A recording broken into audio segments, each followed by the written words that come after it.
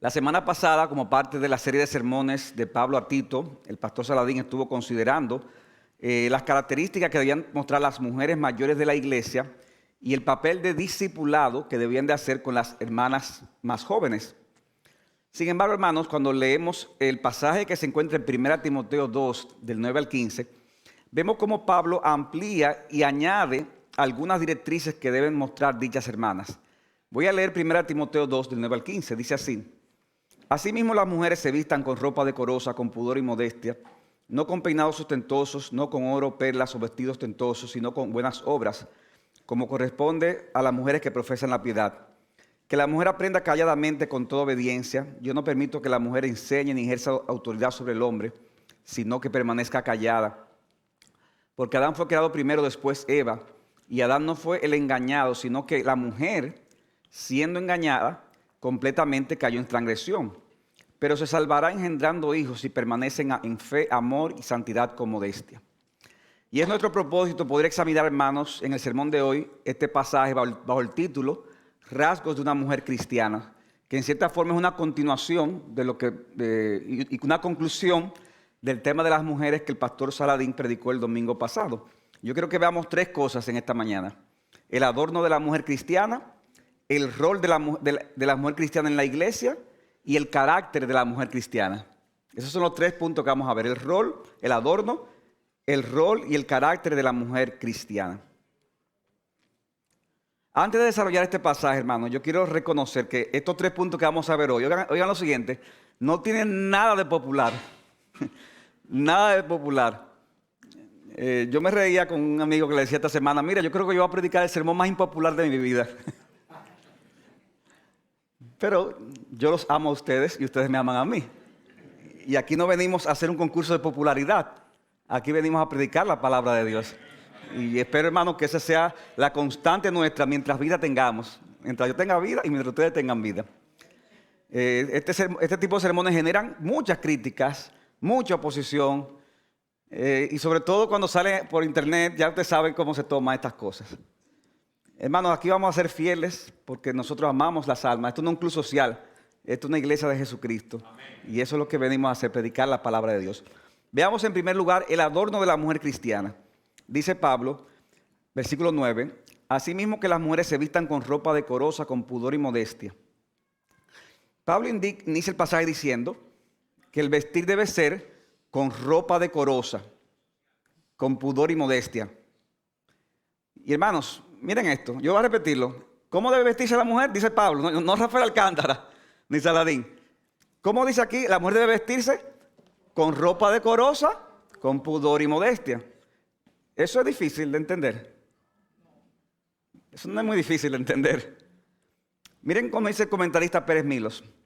Las mujeres deben ataviarse sin llamar la atención y especialmente sin provocar pensamientos o deseos insanos en todo lugar, pero de forma muy especial cuando asisten al culto para unirse a la oración. Estas deben asistir con el recato debido para encontrarse con el Señor en la comunión de la iglesia local. Esto no es una declaración muy difícil de entender, pero es muy chocante en nuestra cultura occidental, en la que, en cuanto a la forma de la cultura occidental actual, en cuanto al tema de la forma de vestir. La palabra pudor, según nos sigue diciendo Pérez Milos, indica, oigan esto, un sentido de decencia. No se opone a vestirse a la moda, pero la limita a que sea decente. O sea, aquí no estamos hablando de vestirnos ahora como en el siglo XVIII, diciendo no, a la moda, pero decente. Este porte decoroso indica modestia sin descuido. O sea, no es que, ay, pastor, ya yo sé, voy a venir como una bruja el domingo. No. Este porte decoroso indica modestia sin descuido y elegancia sin afectación. Pudor es el respeto a sí misma que impide traspasar los límites de la reserva femenina.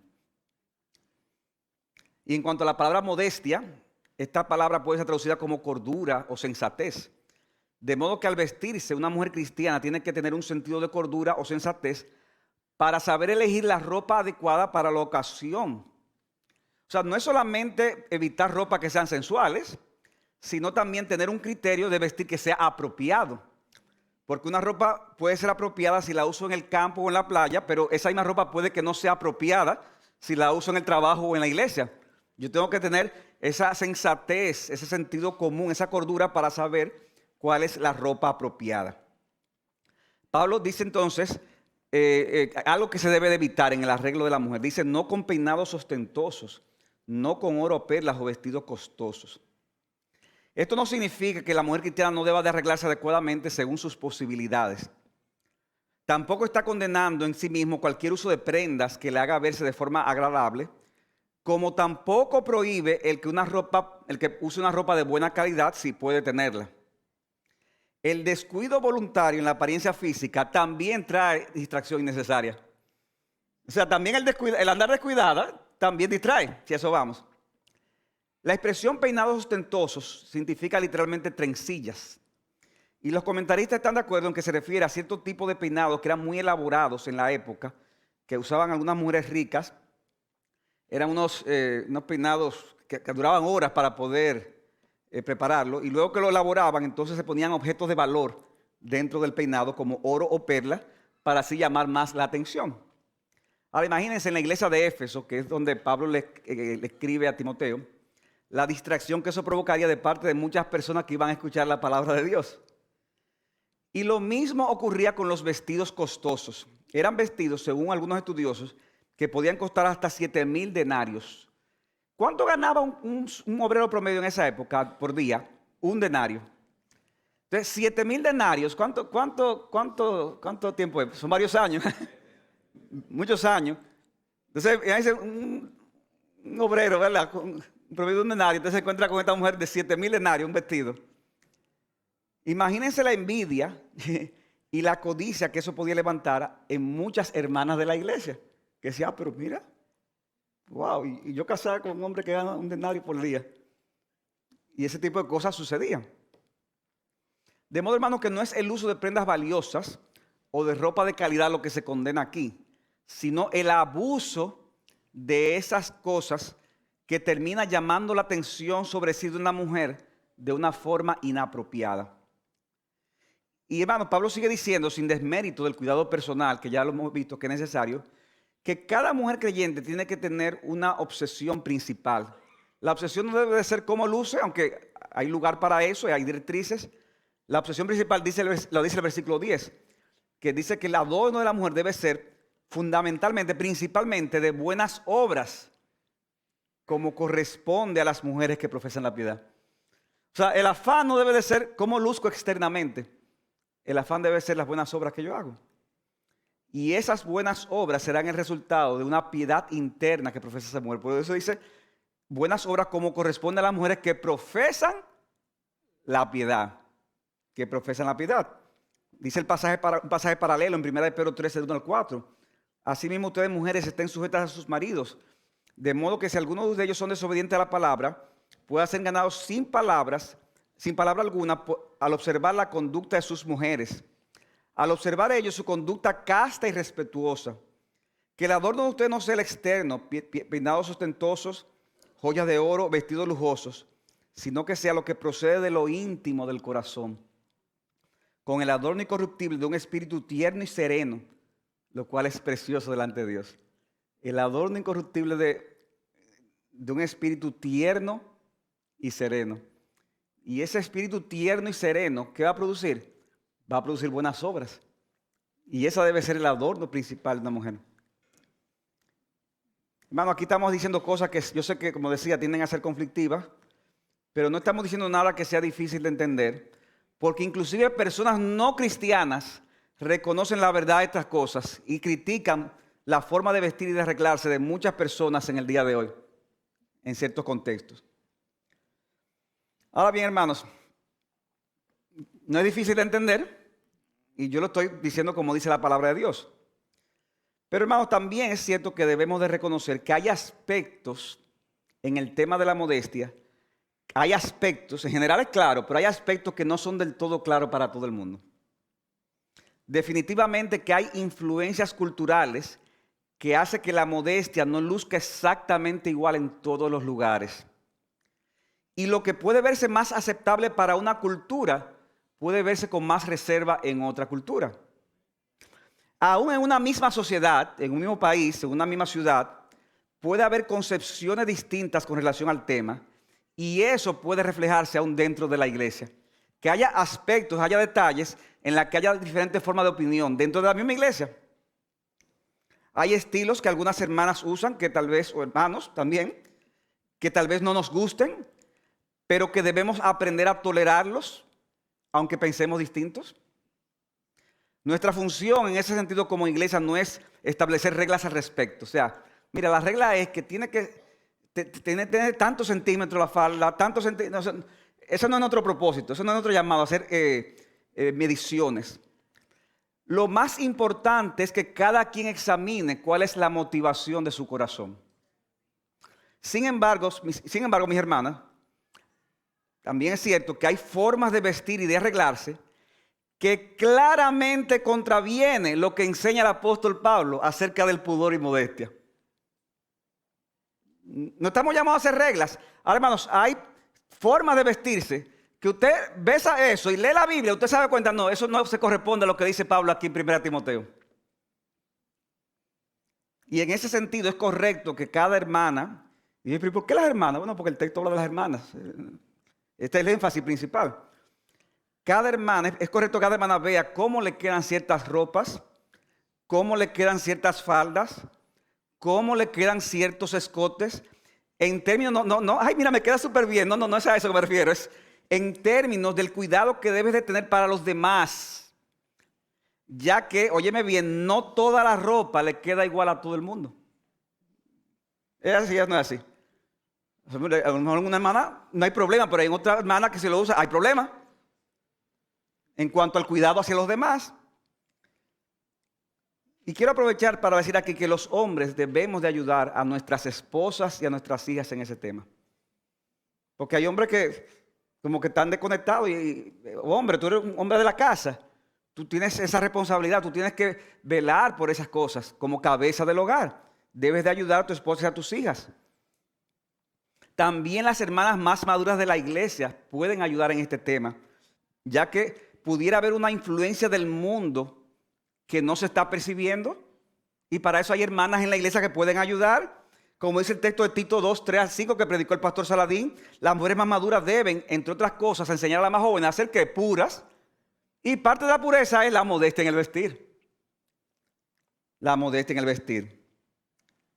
Pero para eso las más jóvenes deben de tener la suficiente humildad. ¿Para qué? Para dejarse ayudar por las hermanas más maduras y ver esto como una gran bendición. Yo voy a decir algo aquí personal, pero no se lo digan a nadie. Hace muchos años, yo recuerdo que estaba con mi esposa en la ISJ y por alguna razón, ella usaba un vestido que a mí me gustaba mucho, una falda, y me encontraba bastante bonita. Pero por algunas razones tenía alguna duda de si era apropiada esa ropa para ella. Y yo me acuerdo que yo me quedaba mirándola y yo decía, bueno, pero yo la veo bien. Pero tenía la duda. Entonces, ¿qué hice yo? Bueno, yo hablé con 2 hermanas maduras de la iglesia, allá en aquella época, y yo mismo le dije, mira, no decir los nombres, fulana y sutaneja. Yo quiero que ustedes me ayuden, cada uno por separado, que me ayuden con una ropa que tiene mi esposa, que a mí me gusta, yo no veo problemas, pero pudiera tener alguna duda, tal vez, alguna forma de pensar distinta. Y como ustedes son hermanas maduras, hermanas muy cuidadosas con la modestia, yo quisiera que ustedes la vean. Yo recuerdo que yo le dije a mi esposa, Glenny, me gustaría que te pongas esa ropa este domingo. Y se la puso, y fue a la iglesia, y mientras estaba sentada, yo le dije, fulana, mírala. Qué linda, ¿verdad? Bella. ¿Qué tú opinas de esa ropa? Y yo, mira, no tengo ningún problema. Yo pienso que no veo el problema de verdad con la ropa. Se ve bien. Pero para estar más seguro, hablé entonces con la otra hermana, ¿verdad? Para que no se diga, no, tú buscaste a una. Que no. Hablé con otra hermana y también le dije, mira, ¿cómo se ve? Mira, yo no, hasta, se ve, hasta bonita, se ve muy bonita. Yo sí, claro, siempre bonita mi esposa, pero se ve bien. Lo único que me acuerdo que me dijo, lo único que dile que tiene que, por ese tipo de ropa, que tenga un poco de cuidado en la forma de sentarse. Ah, excelente. Y ya a partir de ahí entonces tuvimos esa precaución, pero siguió usando su ropa porque le quedaba bien. Ahora, hermano, no sé si entienden el punto. Al final lo importante es el corazón. ¿Cuál es tu disposición? Y si esa hermana me hubiera dicho, no, mira, Rafael, yo pienso que no conviene por esto, que yo y lo otro, ¿qué no debe hacer? O se lo dice directamente a ella. Tener la suficiente humildad para dejarse ayudar. Tener la suficiente humildad para dejarse ayudar. Para no tomar esto como algo personal. Al final, nadie es mejor que nadie en la iglesia. Y todos estamos luchando en diferentes áreas. A lo mejor tu problema no es la modestia, pero tu problema es otras cosas. Es verdad que la modestia se ve más, ¿verdad? Porque sí, es externo. Pero hermano, nadie es mejor que nadie. Aquí estamos todos para crecer, para aprender. Y yo te animo, mi hermana, que te acerques y aproveches a hermanas así, que te van a ayudar a andar bien cuidada, pero sin que caigas en la sensualidad y en la falta de decoro que penosamente abunda en nuestra sociedad occidental. Aprovecha hermanas así, porque al final, hermanas y hermanos, ¿qué es lo que queremos? El crecimiento de todos para la gloria de Dios. Y que nuestro interior y nuestro exterior dé testimonio de la obra de Jesucristo en nosotros. O sea que Pablo dice que la mujer debe vestirse con pudor y modestia, y ese ha sido nuestro primer punto, el adorno de la mujer cristiana. En segundo lugar, Pablo habla del rol en la iglesia de la mujer cristiana. Dice que la mujer aprenda calladamente con toda obediencia. Yo no permito que la mujer enseñe ni ejerza autoridad sobre el hombre, sino que aprenda calladamente. Ahora, hermano, este pasaje no es una prohibición absoluta para que la mujer hable en la congregación.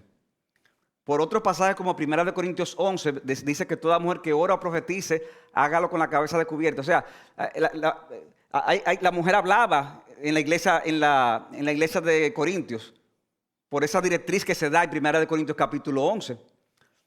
Lo que el pasaje prohíbe aquí es que la mujer ejerza el ministerio de la enseñanza público en la iglesia. Yo no permito a la mujer enseñar lo que dice el texto.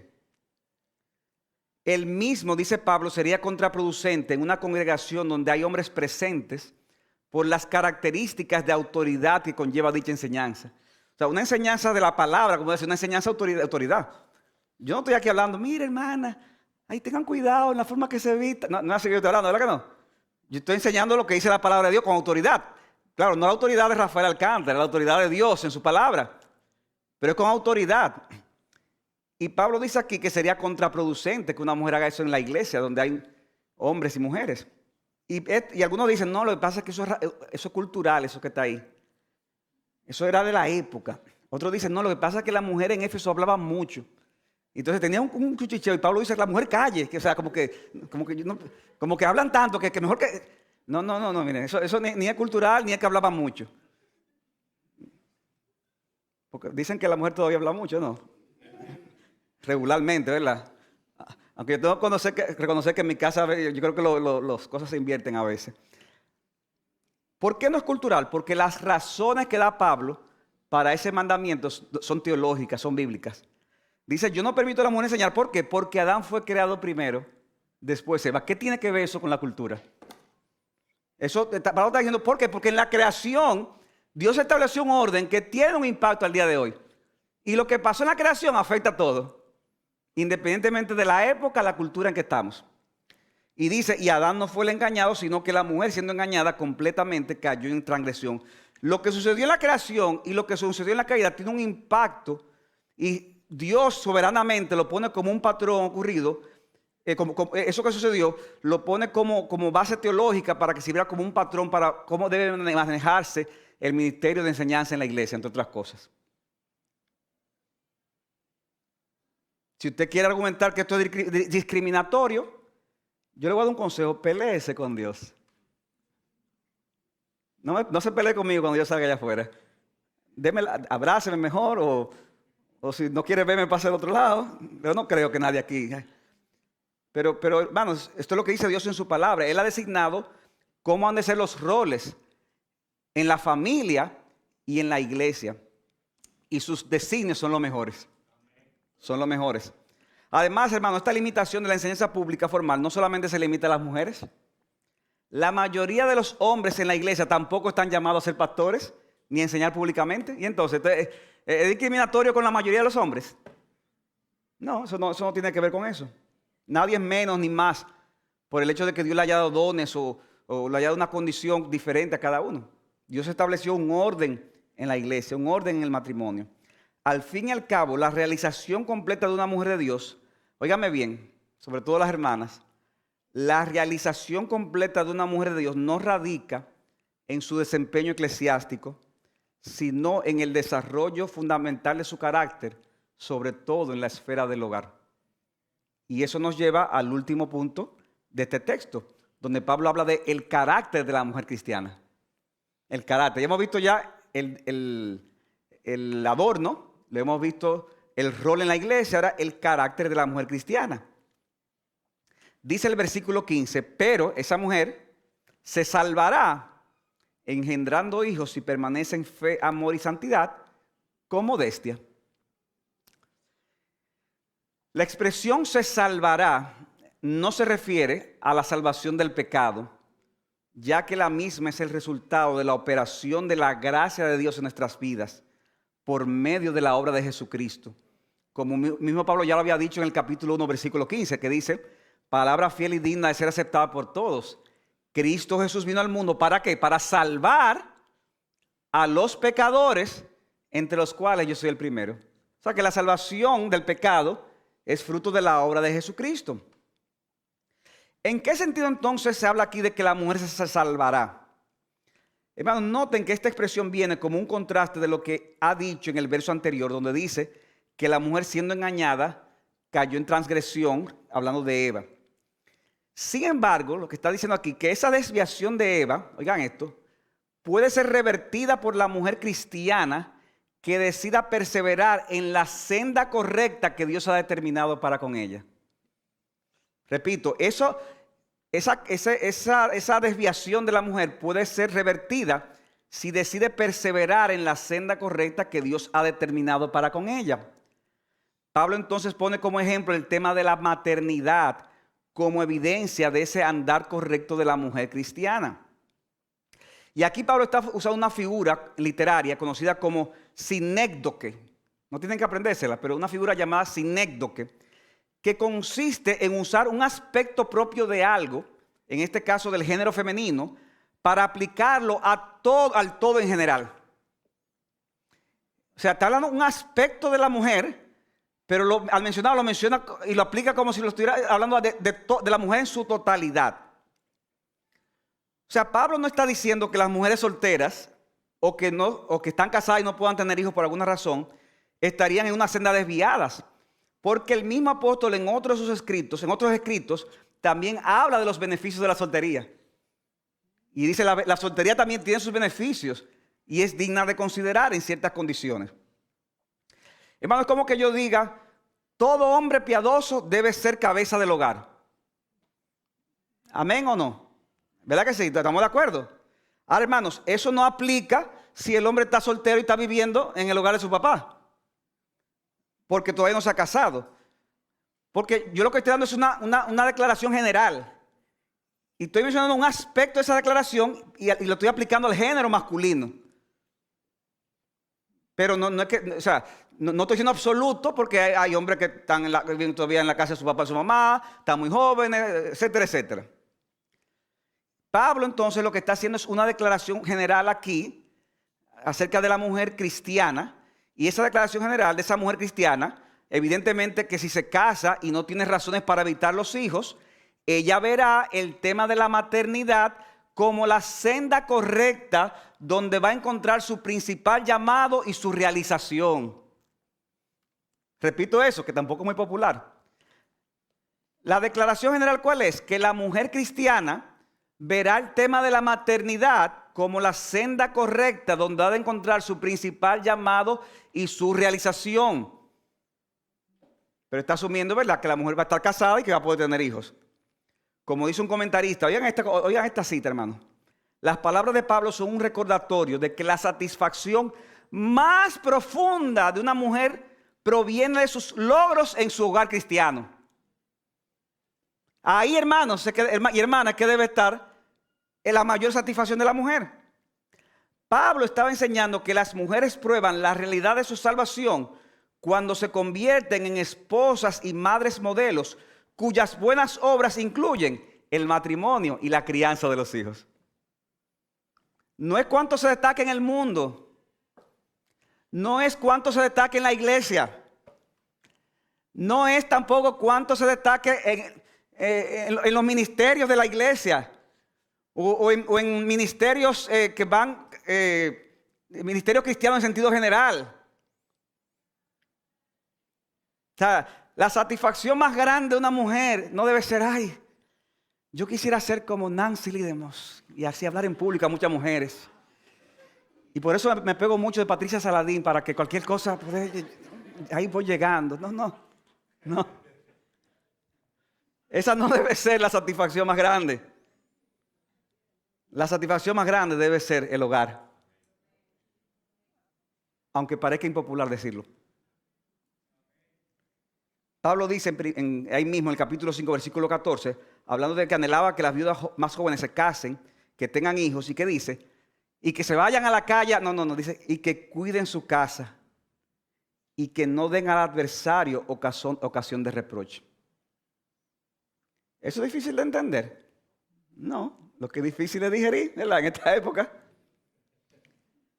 Ahora, hermanos y hermanas, este tipo de declaración no implica necesariamente, y quiero ser balanceado aquí, que no implica una prohibición absoluta para que las mujeres trabajen. O sea, nosotros no creemos que sea prohibido en sentido general que la mujer trabaje, como si eso fuera per se algo pecaminoso, o que desarrolle cualquier actividad que le permita incrementar sus ingresos en el hogar. Tampoco implica que las mujeres, las hermanas, sean descuidadas en su involucración en la obra de Dios. Hay hermanas que nunca pueden hacer nada en la iglesia porque que mis hijos. Sí, pero está bien, tú sí, esa es prioridad, pero hay un llamado también que Dios te ha dado en la iglesia que debes de cumplir. Muchas de las personas que se destacan en el Nuevo Testamento por servir en la obra eran mujeres.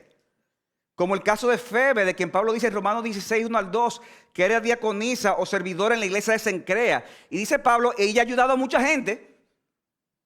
Y por eso dice, trátenmela bien cuando llegue allá. De modo que se espera que las hermanas hagan distinta labor en el cuerpo de Cristo, de acuerdo a los dones y las oportunidades que Dios le ha dado. Pero este pasaje de 1 Timoteo capítulo 2 es un poderoso recordatorio de que lo más importante para una mujer no es cuánto se destaque en el mundo ni en la iglesia. En sentido general, el hombre cristiano tiene como prioridad el ser el proveedor del hogar. Y en sentido general, la mujer cristiana tiene como prioridad ser esposa y madre. Amén. Yo lo sabía, pues, si no, yo tengo mi carro ahí, de que termine el culto me voy por ahí mismo. Pues, yo no sé si me van a tirar piedra o me van a amar.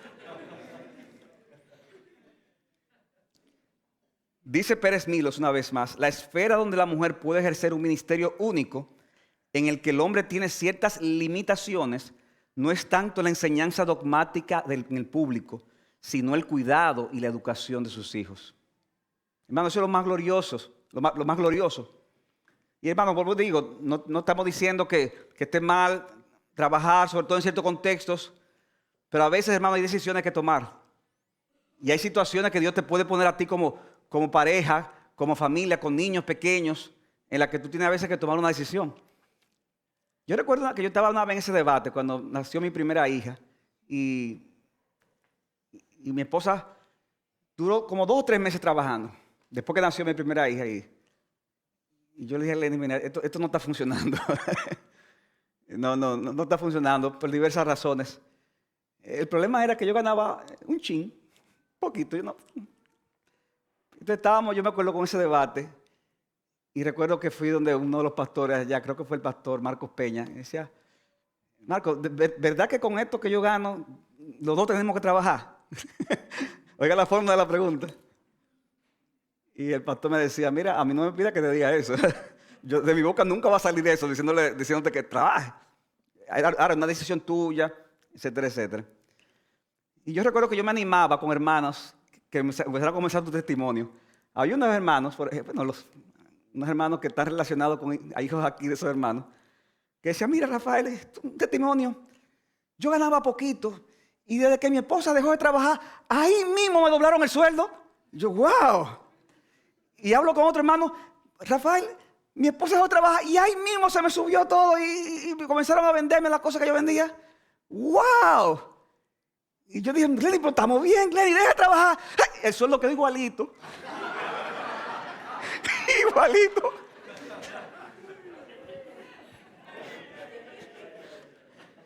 Pero va a cambiar el tiempo. No, no cambió. Seguía igualito.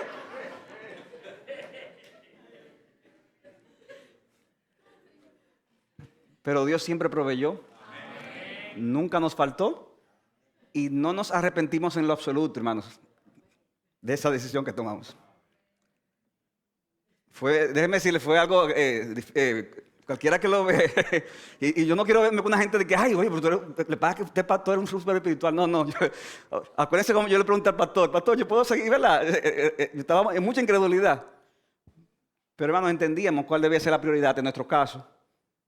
Y Dios bendijo eso. Y mírenme aquí, no morimos de hambre y mis hijas están ahí grandes. O sea, gloria a Dios. Ahora, déjenme decir algo también, hermanos, algo más. Y esto es un sermón, hermano, en confianza, ¿verdad? Ustedes y nosotros. Porque también pasa que hay hermanas que, ay, wow, yo salí súper bien de ese sermón, porque yo ni trabajo, yo estoy en mi casa, tengo un marido que me mantiene. O sea que yo me voy a salvar engendrando hijos. Mira, hermana, el hecho de ser esposa y madre no te pone automáticamente en el camino correcto. Una mujer puede estar exclusivamente dedicada a esas dos cosas y estar haciendo una labor deficiente. No estar haciendo lo que debe de hacer, no estar aprovechando el tiempo y estar, bueno, como tiene tanto tiempo, entonces tanto tiempo y entonces y cuántas novelas buenas que están dando ahora y cuántas cosas y cuánta pérdida de tiempo, etcétera, etcétera. El ser esposa y madre no es algo que automáticamente me hace estar bien. Por eso Pablo dice, se salvará engendrando hijos si permanece en fe, en amor y en santidad con toda modestia. Ustedes ven el balance de la palabra, mis hermanos. Por eso, una vez más, Pérez Milo lo resume así. La fe hace posible una vida de continua dependencia de Dios, esperando en cada momento los recursos de la gracia para vivir la vida comprometida con Cristo. Esa es la fe. El amor es la expresión visible del nuevo nacimiento establecido por el Señor como identificativo del creyente. Y la santificación expresa, la vida santa a la que hemos sido llamados como consecuencia de estar identificado con Cristo. Y Pablo concluye diciendo que todas estas virtudes, la fe, el amor y la santidad, deben de venir con estas virtudes que están acompañadas de la maternidad, deben de estar también acompañadas con la modestia. O sea que él inicia el pasaje hablando de ¿qué? De la modestia, la mujer vístase con modestia. Y concluye hablando de nuevo de la modestia, porque óigame bien, hermanos y hermanas, la modestia va más allá de lo externo, ya que es una virtud que debe estar presente en toda la vida, en la forma en que se habla, en la forma en que tú te relacionas con el sexo opuesto, en la forma en que caminas, en la forma en que se visten, en todo. La modestia debe ser un estilo de vida. Hermanos, para concluir, a la luz de lo que hemos hablado en este mensaje, cuidado, mis hermanos, con pensar que una iglesia va a ser más agradable delante de Dios por el hecho de que de repente comiencen a ponerse reglas detalladas en relación a cómo deben vestirse las personas. Porque yo insisto, hermanos, en el tema de los roles. Wow, ahí se habla mucho de cómo deben de vestirse, ahí se habla mucho del rol del hombre y de la mujer. Hermanos, también yo quiero que tengamos cuidado con eso. Cuidado con eso, que de repente eso te convierte en una obsesión. Porque muchas iglesias que enfocan estos temas de esta manera, y a lo mejor correctamente en cuanto al principio, pero comienzan ahí, pueden caer en el legalismo, ya que de repente sus miembros se sienten aceptados por Dios por el uso de la ropa o por el ejercicio de ciertos roles, como veíamos. ¿Y qué pasa? Que se sienten aceptadas por Dios, pero por dentro tienen un corazón que no es recto para con Dios, donde hay orgullo, donde hay envidia, donde hay codicia, donde hay murmuración, cosas que son más difíciles de trabajar, ya que tienen que ver con el corazón. Es más fácil cambiarse la ropa que trabajar con el corazón. Y es más, hasta más motivante trabajar con la ropa porque los demás lo ven, pero el corazón solo lo ve Dios. Pero ahí es que hay que trabajar. Es en el corazón sobre todas las cosas. Nosotros debemos de tratar con el corazón, pero obviamente sin descuidar la gran verdad de que un cambio en el corazón debe de afectar lo externo. Porque hay gente también que son especiales, ¿verdad? Dice, oye, yo estoy bendecida por el Señor. Y lo ponen en foto en las redes. Bendecida por el Señor. Que tú dices, mi madre, pero qué bendición de que está hablando. Yo estoy seguro que por el Señor no es esa bendición. Lo que hay en el corazón debe de afectar lo externo. Pero, mis hermanos, ese asunto de que debe de afectar lo externo es algo que debe de requerir paciencia entre todos nosotros, sabiendo que en una misma iglesia habrá diferentes etapas de madurez y diferentes situaciones que requieren ser trabajadas de forma distinta, como en un hospital. En un hospital la gente siempre está enferma. ¿Por qué? Porque en un hospital, eso mismo.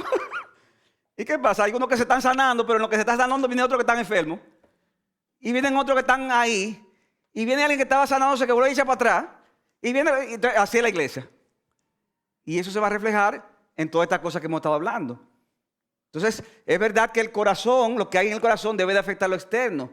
Pero hay que tener paciencia con diferentes hermanos, con diferentes hermanas. Paciencia, cuidado. De repente, no podemos estar de repente mirar a esta persona. Mira, parece que esta persona todavía y de repente caer en eso. No, mis hermanos. Ese no es el espíritu. Este es un hospital espiritual donde hemos venido con la ayuda de Dios a sanar almas para Cristo. Nuestra oración es que cada miembro de esta iglesia pueda cambiar. Esa es nuestra oración. Pero como resultado, dígame bien, como resultado del poder del evangelio en la vida de todos nosotros. No por otra cosa. No es que, bueno, que al pastor no le gusta que... No. Como resultado del poder del evangelio en nuestras vidas. Si la palabra de Dios te ha traído convicción de pecado por haber sido encontrado o haber sido encontrada en falta con alguna de estas cosas, mi hermano o mi hermana, pídele al Señor que te perdone por estas cosas y comienza a hacer los cambios necesarios, tanto internos como externos, aquellos cambios que Dios espera de ti. Y como decía, busca ayuda si es necesario, que eso es parte del discipulado de la iglesia. Mi amigo o mi amiga, no es por cómo te vistas o cómo te arregles que serás salvo o salva. No es porque estés en la casa o porque tengas que trabajar en la calle que estarás bien con Dios. Es porque entiendas que eres pecador o pecadora y que tus pecados traen la ira de Dios sobre ti y te llevarán a la condenación eterna a menos que tú te arrepientas de tus pecados y creas de corazón que Jesucristo, el Hijo de Dios, murió en una cruz por nuestros pecados. En ese momento Él se vistió de nuestros pecados, acarrió la ira de Dios sobre Él y luego resucitó al tercer día para que creyendo en Él tengas la salvación y seas entonces un hijo o una hija para que puedas entonces comenzar a vivir una vida que sea para la gloria de Dios. No es por cómo te vistas, no es por lo que hagas o dejes de hacer, es porque te vistas de la justicia de Jesucristo. De modo que te invito en esta mañana a que vengas a Cristo y seas salvo. A que vengas a Jesucristo y seas salva. Para que comiences a vivir una vida para la gloria de Dios. Que el Señor les bendiga, hermanos.